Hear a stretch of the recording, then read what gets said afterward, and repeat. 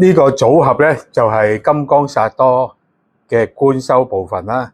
咁你要學識點樣修練金剛薩埵咧，你最好就有金剛薩埵嘅像啦，金剛薩埵嘅雙身啦，金剛薩埵嘅另外一個化身啦，金剛薩埵嘅咒輪啦，係啦。咁仲有呢個嗡嘛空同埋蓮花啦。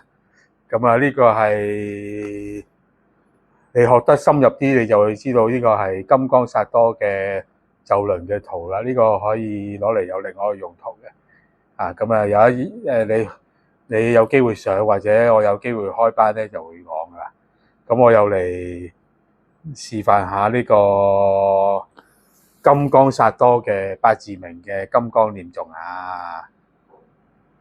咁其實你念咗金剛念誦咧，八字明都係用9秒10秒就念完噶。咁啊，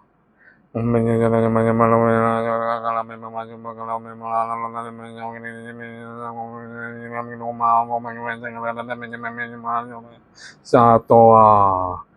咁有埋保平氣嘅金剛念誦咧，就會係咁樣啦。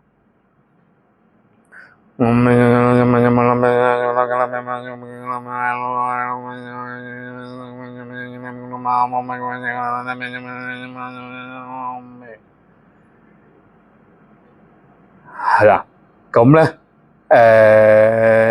普通咁念咧，你9秒10秒就可以念完呢個八字明啦。一啖氣就可以念完。咁啊，當然有金剛念誦加埋保平氣，又會震撼少少，因為你將你個聲變咗一個喇叭咁樣啦。係啦，咁呢啲所有嘢都係攞嚟觀修用嘅。係啦，咁啊有佢特定嘅用途